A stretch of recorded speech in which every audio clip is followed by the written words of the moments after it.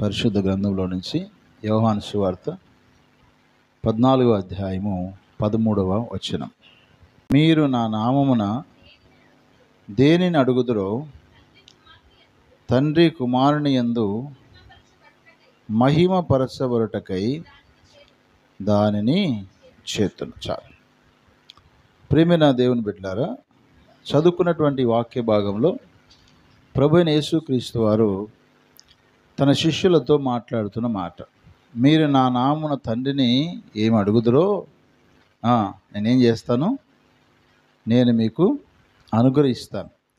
నా నామమున మీరు నన్ను ఏమి అడిగినను నేను మీకు అనుగ్రహిస్తాను.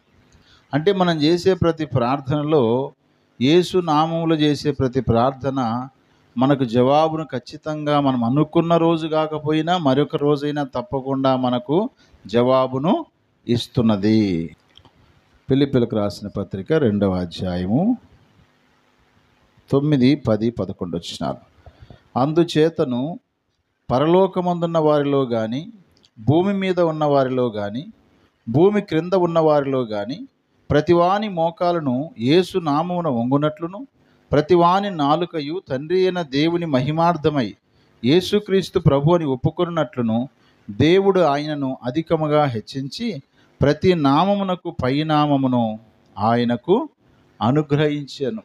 కాబట్టి ప్రియమైన దేవుని బిడ్డలారా, ప్రతివాని నాలుక యేసునామమును మహిమపరచాలి, ప్రతివాని మోకాలు యేసునామములో వంగాలి, ప్రతివానికి కూడా యేసునామమును ప్రభువు మనకు అనుగ్రహించాడు. ప్రభువు అనగా యెహోవాని కూడా గుర్తు చేసుకోండి. కాబట్టి యేసునామములో ఉన్న శక్తి అలాంటిది. అలాగనే పాత నిబంధనలో కూడా భక్తులు లేకపోతే దేవుని యొక్క నామాన్ని బట్టి వారు కొన్ని ప్రమాణాలు చేశారు. మొట్టమొదటిగా అబ్రహాము గురించి మనం జ్ఞాపకం చేసుకుందాం. అబ్రహాము ఏమి ప్రమాణం చేశాడో ఒకసారి మనం చూద్దాము. ఆదికాండం 24వ అధ్యాయము 34 నుంచి 40 వచనాలు చదువుతున్నాను, గమనించండి. అంతటా అతడు ఇట్లనెను, నేను అబ్రహాము దాసుడను, యెహోవా నా యజమానిని బహుగా ఆశీర్వదించిన గనక అతడు గొప్పవాడాయను. అతనికి గొర్రెలను, గొడ్లను, వెండి బంగారములను, దాసదాసీలను, జనమును, ఒంటెలను, గాడిదలను దయచేశాను. నా యజమాని భార్య అయిన శారా వృద్ధాప్యములో నా యజమానికి కుమారుని గనెను. నా యజమానుడు తనకు కలిగినది యావత్తును అతనికి ఇచ్చి ఉన్నాడు. మరియు నా యజమానుడు నాతో, నేను ఎవరి దేశమందు నివసించున్నానో ఆ కానానీయుల పిల్లలలో ఒక పిల్లను నా కుమారునికి పెళ్లి చేయవద్దు. అయితే నా తండ్రి ఇంటికిని నా వంశస్థుల యొద్దకును వెళ్ళి నా కుమారునికి పెళ్లి చేయుటకు ఒక పిల్లను తీసుకొని రావాలనని నా చేత ప్రమాణం చేయించెను. అప్పుడు నేను నా యజమానితో, ఆ స్త్రీ నా వెంట రాదేమో అని చెప్పినందుకు అతడు ఎవని సన్నిధిలో నేను జీవించుచున్నానో ఆ యెహోవా నీతో కూడా తన దూత నంపి నీ ప్రయాణము సఫలము చేయను గనక నీవు నా వంశస్థులలో నా తండ్రి ఇంట నుండి నా కుమారునికి భార్యను తీసుకొని వచ్చేదవు. నీవు నా వంశస్థుల యొద్దకు వెళితివా, ఈ ప్రమాణ విషయంలో ఇక నీకు బాధ్యత ఉండదు. వారామెను ఈయని ఎడల కూడా ఈ ప్రమాణ విషయంలో నీకు బాధ్యత ఉండదని చెప్పాను. కుమారునికి యెహోవా నియమించిన పిల్లయ్యుండును గాకని మనవి చేసుకుంటుని. నేను నా హృదయంలో అట్లా అనుకున్నట్టు చాలింపకముందే రెబ్కా భుజం మీద తన కడవను పెట్టుకొని ఆ బావిలోనికి దిగిపోయి నీళ్లు చేదుకొని వచ్చాను. అప్పుడు నాకు దాహమిమ్మని నేను ఆమెను అడగగా ఆమె త్వరగా తన కడవను దించి, త్రాగుము, నీ ఒంటెలను నీళ్లు పెట్టేదనని చెప్పాను గనుక నేను త్రాగితిని, ఆమె ఒంటెలకు నీళ్లు పెట్టానని ఇక్కడ ఎలియాజరు మాట్లాడుతూ ఉన్నాడు. నా యజమానైనటువంటి అబ్రహామును దేవుడు ఆశీర్వదించాడు. తనకు వృద్ధాప్యములో కూడా ఒక కుమారుణ్ణి దయచేశాడు. అతని పేరు ఇస్సాకు. ఆ ఇస్సాకుకు సమస్తమునిచ్చేశాడు. ఇస్సాకు చాలా ప్రాముఖ్యమైన వాడు. ఇస్సాకు ప్రాముఖ్యమైన వాడు కనుక అతన్ని ఎక్కడికి పంపించలేదు. అతనికి తనకు ఉన్నటువంటి యావదాస్తిని కూడా ఇస్సాకునకు ఇచ్చాడు. అయితే కెతూరాకు పుట్టినటువంటి 6 మంది పిల్లలకు మాత్రము వారికి ఇవ్వాల్సిన బహుమానాలు ఇచ్చి వారిని ఏం చేశాడు, తూర్పు దేశమునకు వారిని పంపించేశాడు. కాబట్టి ప్రియదేవుని బిడ్డారా, ఎలియాజరు యొక్క మాటల్లో నా యజమానిని దేవుడు ఏం చేశాడు, ఆశీర్వదించాడు అన్నాడు. నా యజమానికి ఒంటెలను, గాడిదలను దేవుడు దయచేశాడని చెప్పేసి ఆయన చెబుతూ ఉన్నాడు. అయితే ఆయన చెబుతున్న మాటల్లో ఇంకొక మాట చెప్పాడు. ఏంటంటే 40 వచనం చూడండి. ఆ స్త్రీ నా వెంట రాదేమని చెప్పినందుకు అతడు ఎవని సన్నిధిలో నేను జీవించుచున్నానో, చూడండి, ఎవని సన్నిధిలో జీవిస్తున్నాడు అబ్రహాము, దేవుని యొక్క సన్నిధిలో జీవిస్తున్నాడు. హల్లెలూయా. నిజంగా మన జీవితాల్లో గమనించాలి, మనం ఎవరి సన్నిధిలో నిలబడి ఉన్నామో, మనం ఎవరి సన్నిధిలో జీవిస్తున్నామో, మనం ఎవరి సన్నిధిలో మాట్లాడుతున్నామో. అందుకనే ప్రసంగి గ్రంథము 5వ అధ్యాయం 1వ వచనంలో ఏముంది? నీవు దేవుని మందిరంలోకి వెళ్ళినప్పుడు నీ ప్రవర్తన జాగ్రత్తగా చూసుకొనమన్నాం. అంటే మనం ఏ సన్నిధిలో ఉన్నామా? రాజ సన్నిధిలో ఉన్నామా? దేవుని సన్నిధిలో ఉన్నామా? దుష్టుల సన్నిధిలో ఉన్నామా? లోకం యొక్క సన్నిధిలో ఉన్నామా? దుష్టుని యొక్క సన్నిధిలో ఉన్నామా? ఇవన్నీ మనం ఆలోచన చేసుకోవాలి. ఎక్కడున్నా సరే నా దేవుడు నాతో ఉంటాడంటే కుదరదు. మనం ఎక్కడ నిలబడి ఉన్నామో, ఎక్కడ కూర్చుంటున్నామో అనేది చాలా ప్రాముఖ్యమైన విషయం. కాబట్టి ఇక్కడ అబ్రహాము ఎలియేజర్తో చెప్పిన మాట ఏంటంటే, నేను ఎవని సన్నిధిలో నేను జీవించుచున్నానో ఆ యెహోవా నీతో కూడా తన దూతను పంపి నీ ప్రయాణం ఏం చేస్తాడు? సఫలం చేస్తారన్నాడు. హల్లెలూయా. అంటే ఎలియాజర్ని ఏం చేస్తున్నాడు అబ్రహాము?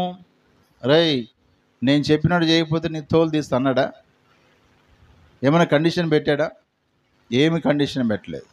నా కుమారుడికి పెళ్లి చేయాలనుకున్నా కాబట్టి మనం నివాసం చేస్తున్న ఈ కానానీయుల యొక్క పిల్లలు మనకు వద్దు.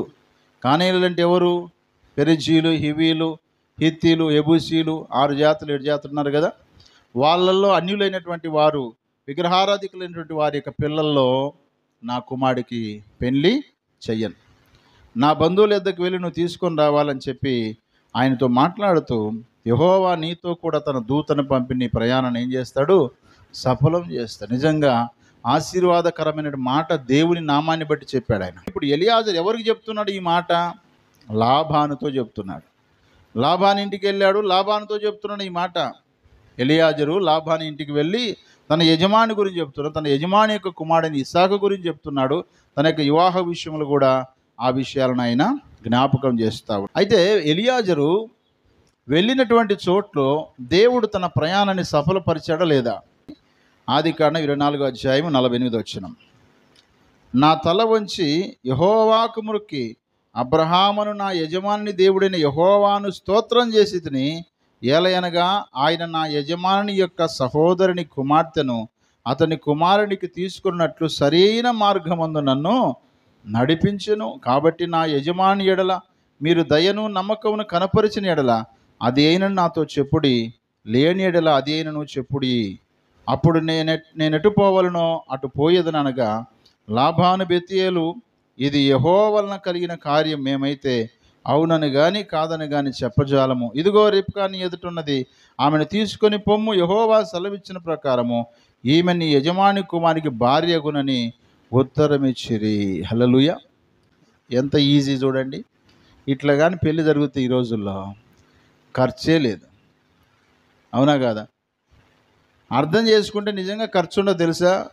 అపార్థం చేసుకొని వాళ్ళు ఏమనుకుంటారు, వీళ్ళు ఏమనుకుంటారు, హెచ్చులకు పోయి రొచ్చులో పడతారు అన్నట్టు చాలామంది.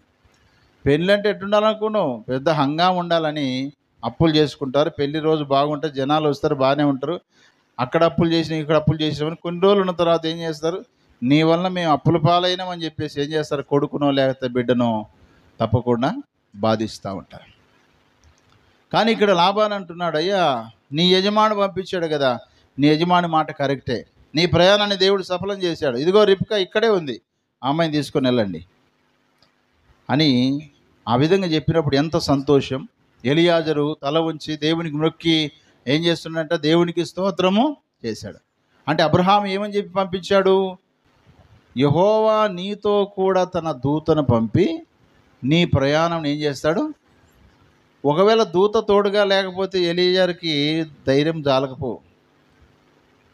మనం ఎక్కడైనా పని చేసేటప్పుడు, ప్రయాణం చేసేటప్పుడు మనకంటూ ఒక ధైర్యం ఉంది అంటే దేవుడు తన దూతను మనతో ఉంచాడనే ధైర్యం తప్ప మరొకటి ఏం లేదు తెలుసా. దేవుడు తన దూతను పంపిస్తాడు, నీ యొక్క ప్రయాణాన్ని ఏం చేస్తాడు? సఫలం చేస్తాడు. ఆ విధంగా దేవుడు ఎలియాజరు యొక్క ప్రయాణాన్ని సఫలపరిచాడు. ఆ తర్వాత మనం చదువుకుంటే రిబ్కా మనం తీసుకొచ్చినప్పుడు ఆ దూరం నుంచి ఇస్సాకును చూసి ఎవరైనా అడిగింది, ఎలియాజరుని అడిగితే అదిగో ఆయనే నా యజమాని యొక్క కుమారుడని ఇస్సాకు అనగానే ఆ ఒంటెల మించి దిగి ఆమె ముసుగు వేసుకొని ఎంత విధేయత చూపించింది. హల్లెలూయా. కాబట్టి దేవుని నామం పేరట ప్రమాణం చేసిన, దేవుని నామం పేరట దీవించిన, దేవుని నామం పేరట ఏం చేసినా సరేగాక నిజమైన భక్తి చేస్తూ అవతల వ్యక్తి జీవితంలో కార్యం తప్పకుండా దేవుడు జరిగిస్తాడు. మనము దేవునికి అనుకూలంగా బ్రతకకుండా దేవుని పేరట మనం ఎన్ని చెప్పినా సరే దేవుడు జరిగించడు.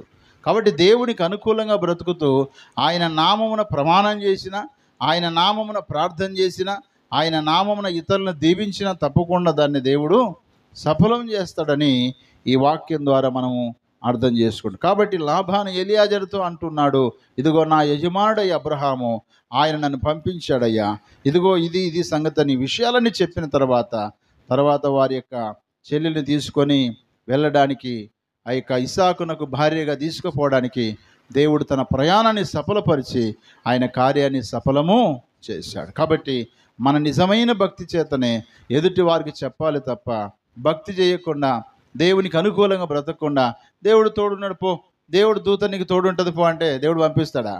దేవుడు అంత ఆశమాషోడు ఏమైనా?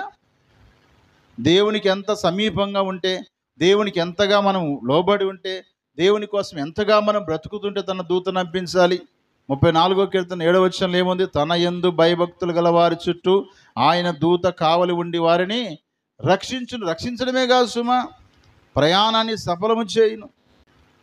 ఎందుకు చెప్తున్నానంటే దేవుని సన్నిధి అనేది చాలా విలువైంది. దేవుని సన్నిధికి సమయానికి వెళ్ళాలనే ఆతృత అంతే. దేవుని సన్నిధిలో మనం ఉండాలి అనే ఆతృతతో వస్తున్న తరుణములో ప్రమాదాలు జరగవలసిన పరిస్థితులు ఎన్నో జరుగుతాయి, ఆటంకాలు ఎన్నో వస్తాయి. అయినా సరేగాక వాటిని అధిగమించి మనము వెళుతున్నామంటే దేవుడే మన ప్రయాణాన్ని, మన మార్గములను ఆయన సరళము చేస్తారు, సఫలము చేస్తారు. కాబట్టి ఎలియాజరు యొక్క జీవితంలో చెప్పగలుగుతున్నాడు, నా యజమాని యొక్క దేవుడే నా ప్రయాణాన్ని ఏం చేశాడు? సఫలము చేశాడని చెప్పేశాడు. కాబట్టి అబ్రహాము కూడా ఆశమాషిగా చెప్పలేదు, నేను ఎవరి సన్నిధిలో జీవించుచున్నానో ఆ యెహోవా జీవము తోడు, నువ్వు వెళ్ళు, నీ ప్రయాణాన్ని తన దూతను పంపించి ఆయన సఫలము చేస్తాడు. నమ్మకంతో ఆయన ముందు అడిగేసేటట్టుగా ఆయన బలపరిచాడు. కాబట్టి మన జీవితాల్లో కూడా ఎదుటి వారిని బలపరుస్తూ, దేవుని నామం పేరిట వారిని దీవిస్తూ, వారికి క్షేమాన్ని పలికేటువంటి మనుషులుగా మనం ఉండాలంటే మనము దానికంటే ముందుగా ఏం చేయాలి తెలుసా? మనము దేవుని సన్నిధిలో జీవించాలి, దేవుని సన్నిధిలో జీవించాలి, దేవునితో సంబంధం కలిగి ఉండాలి. దేవుని కొరకు ముందు కొనసాగుతూ దేవుని దూతలు మనకు తోడుగా ఉంటారని నమ్మకం చేత ఉంటేనే మనం చెప్పగలము, లేకపోతే ఎవరికి చెప్పలేము. కాబట్టి అబ్రహాము చెప్పిన విధంగా నేను ఎవరి సన్నిధిలో నిలిచి ఉన్నానో, జీవించుచున్నానో ఆ యెహోవా తన దూతను పంపి సఫలం చేస్తాడన్నట్టుగా దేవుడు సఫలం చేసి ఎలియాజరు ప్రయాణంలో దేవుడు సహాయము చేస్తూ వచ్చాడు. హల్లెలూయా.